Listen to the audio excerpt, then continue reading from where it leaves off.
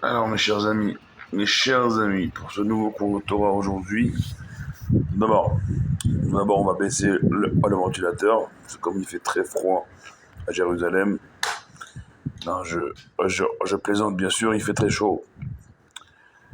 Et ça a été un week-end particulièrement chaud dans le nord de notre belle terre d'Israël, comme dans le sud d'ailleurs, comme dans le centre.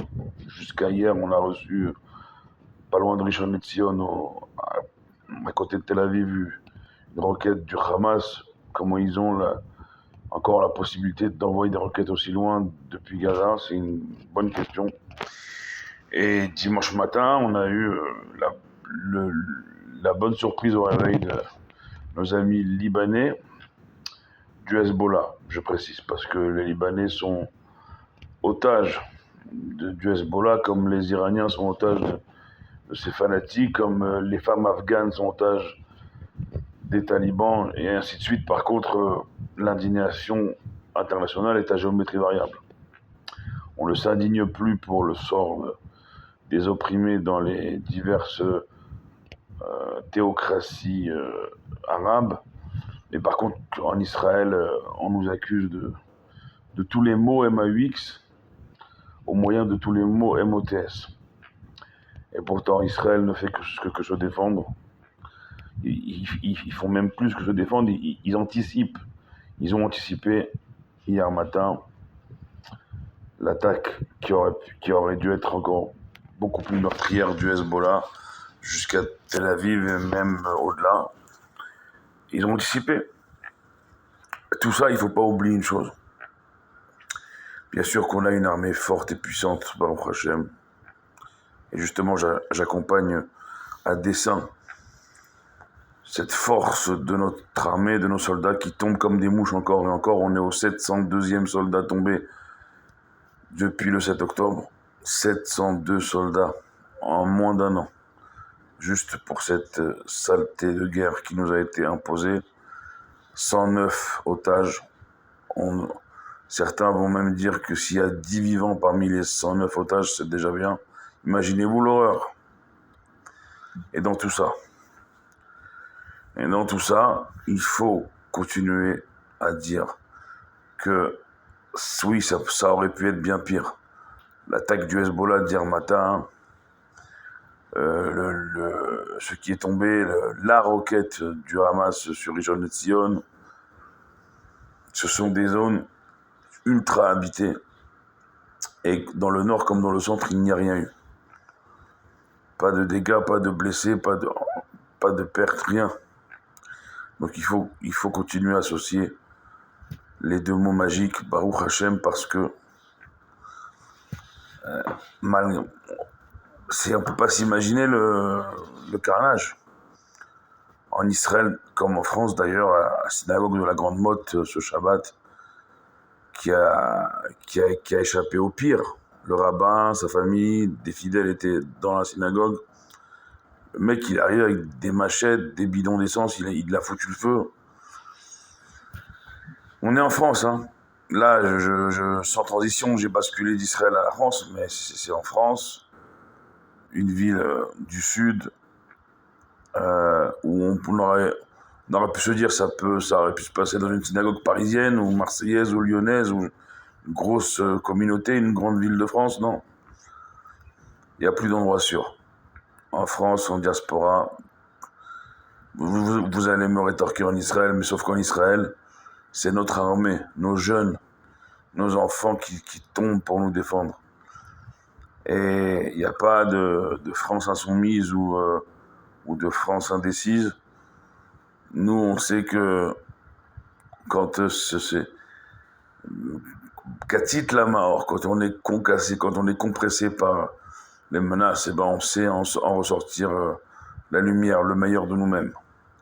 On est dans une semaine, parasha doré, Re'e ani noten lach lifnechem hayom beracha uklala. On a le choix. Moshe Rabbeinu, à travers ce livre qui est le sien, il rapporte les paroles de Dieu. Moshe dit aux enfants d'Israël, avant leur entrée en terre d'Israël, regardez, ouvrez les yeux. La semaine dernière, on a parlé de l'importance de l'écoute. Cette semaine, c'est Réé. Ouvrez les yeux, parce que Dieu place devant vous aujourd'hui et à chaque jour de vos vies à l'avenir, Beracha, d'un côté, la bénédiction dans tous les domaines. De l'autre côté, l'inverse de la bénédiction, pour ne pas citer ce mot, vous m'avez compris. Il y a des gens qui refusent de monter à ces mots-là, au Sefer Torah.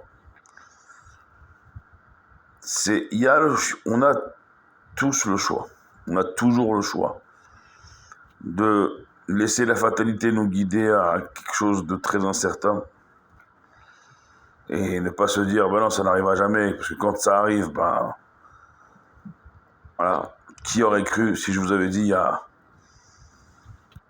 il y a plus d'un an qu'on allait avoir une année comme on a vécu, avec un 7 octobre au début. Vous savez que samedi soir et hier, dimanche, c'était les 11 mois déjà des victimes du 7 octobre. Et le mois prochain, ce sera l'année, déjà. On est également à une grosse semaine du mois d'Elul, un gros mois de Rosh Hashanah et encore un peu plus gros mois de Yom Kippour. Voilà les échéances.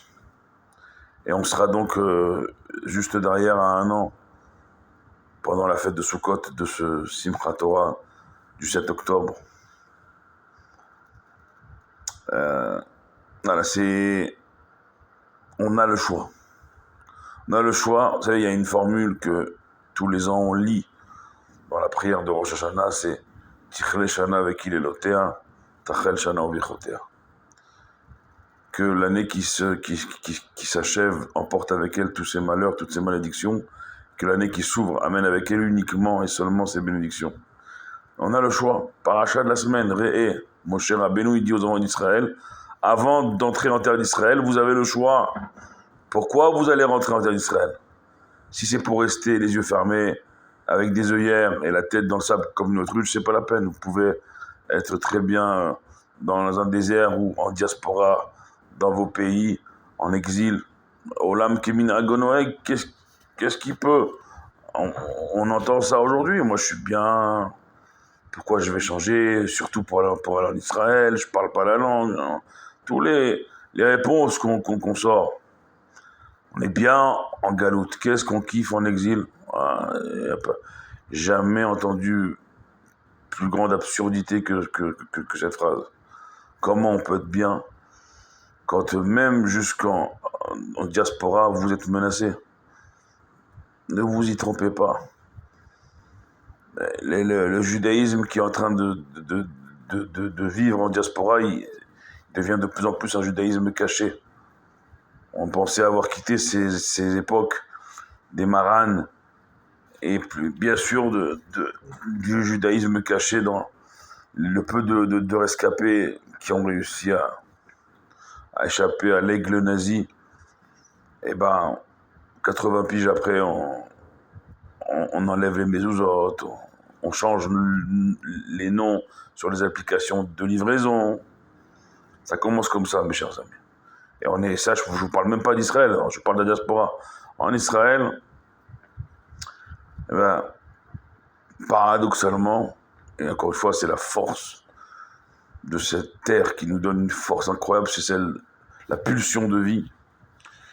Moshe Rabbeinu, il dit aux enfants d'Israël, vous voulez entrer en Israël, pourquoi? Si c'est pour fermer les yeux, restez ici. Si vous rentrez en terre d'Israël, ouvrez les yeux. Pourquoi? Parce qu'à chaque instant de votre vie, vous aurez le choix entre choisir le chemin qui vous mènera à la bénédiction ou le chemin qui vous mènera à son inverse. Attention, son inverse peut être terrible. Peut être terrible. Ni une journée. Vous pouvez vivre des atrocités.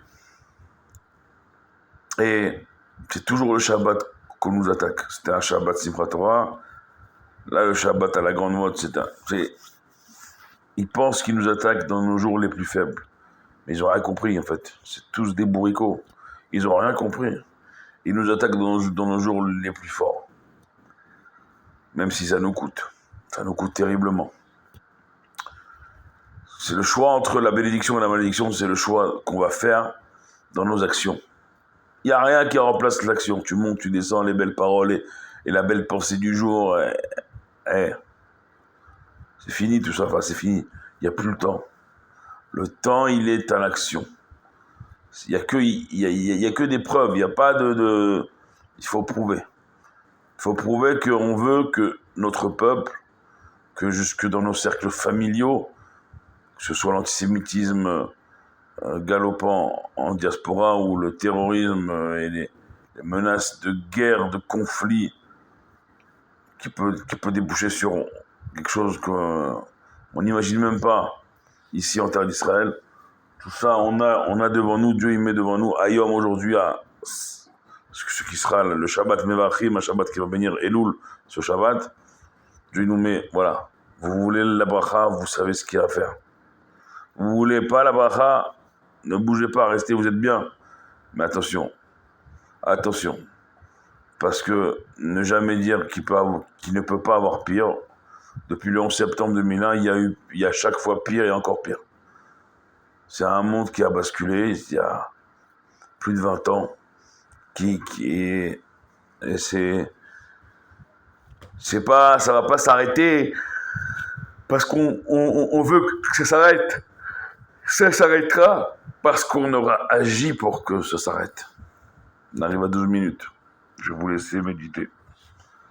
Réfléchissons sur cette actualité. C'est ce qu'on doit, c'est pas ce qu'on peut faire, ce qu'on doit faire pour arrêter tout ça et changer le monde pour revoir tous ceux qui sont tombés, revoir nos otages. Tous ceux qui sont tombés, on va les revoir, mais ça dépend de notre action maintenant. Est-ce qu'on choisit la voie menant à la bénédiction ou l'autre voie? Le choix est entre nos mains. Baruch Adonai Leolam. Amen ve Amen.